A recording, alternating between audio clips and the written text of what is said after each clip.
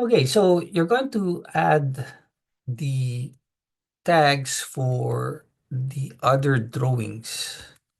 And for the other drawings, the tag will be a little bit different in how it looks.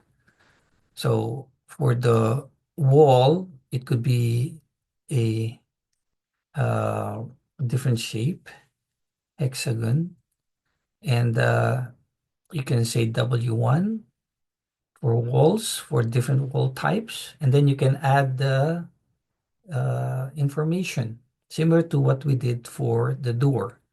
And then same is true for the window. Okay.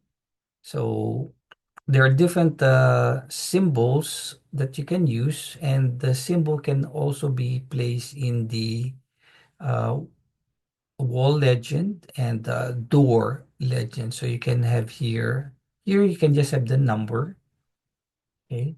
And then you'll add a door legend drawing, okay?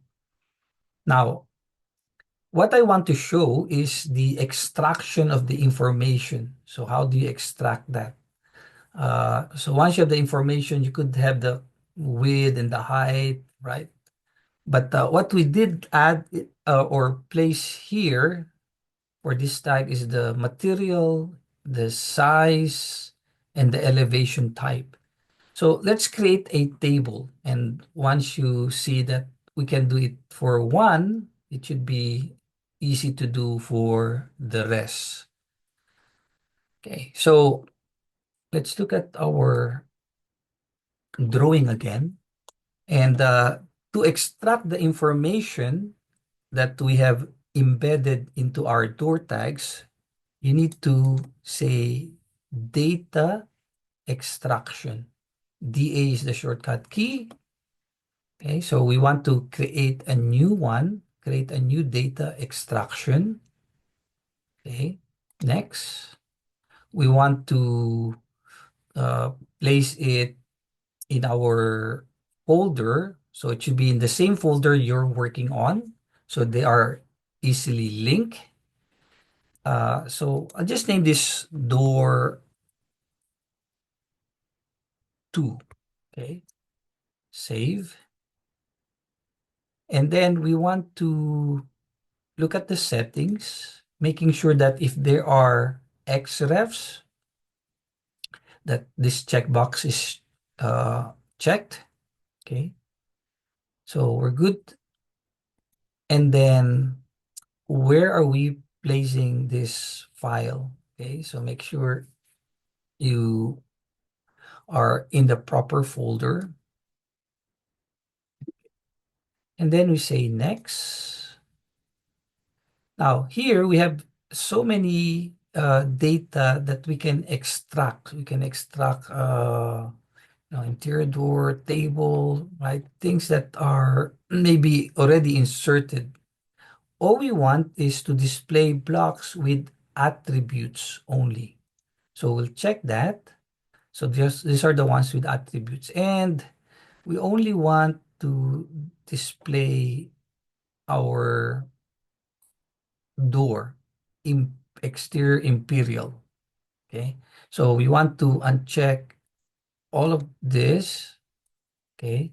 So what we can do is we can say uncheck. Okay. Display all object types. Okay. Because we check display blocks with attributes only, then initially it's displaying all object types. So it's overriding that. But if we uncheck this, then we'll see only the ones with attributes. So we don't have to uncheck all of those. So this is what we're interested in only, okay? So uncheck that and look for the one that you need. For the furniture, for windows, you'll only need the window object as well. So this will be window imperial. Okay, so let's click next. And then for this one, we don't want the category 3D filter or visualization, drawing, general geometry, or miscellaneous. We don't need that. All we need is the attribute, which is what we have here. Remember, we have the tag, the dimension, the elevation type, and the material. That's all we need. So we'll click next. And then here, we don't want the name really. So we can say show name column, uncheck that, right? This doesn't, it's the same name anyway. Doesn't make or give any relevance. So we'll uncheck that.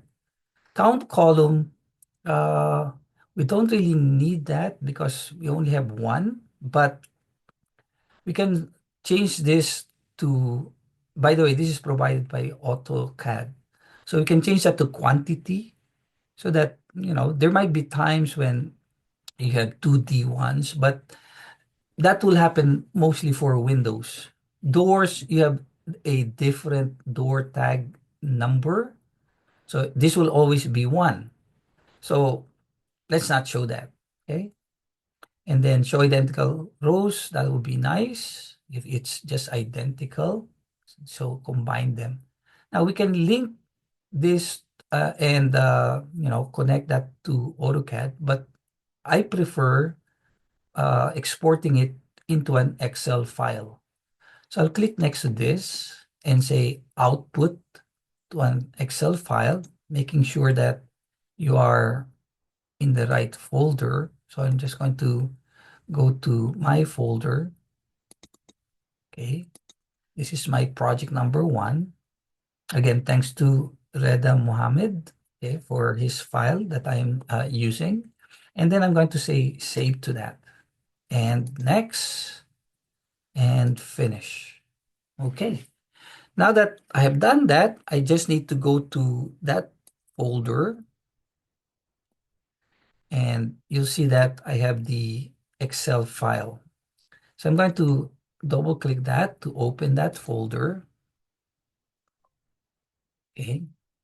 And the folder opened and we'll see something like this in Excel. Now, all you need to do is enable editing and fix this. Okay. So that it will be presentable and we can use that for our drawing.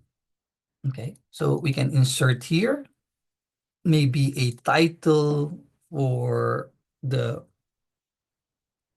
door schedule. So we can add that as a title. And then maybe we can add here comments, okay, if there are any. So we can make that a little bit bigger. And then we can add here some border lines. So all borders is good. And then we'll try to merge the cell for the title. So home, merge, and center. There you go. So that's merged and centered. And likewise, we want to have a thick border for the top and a thick border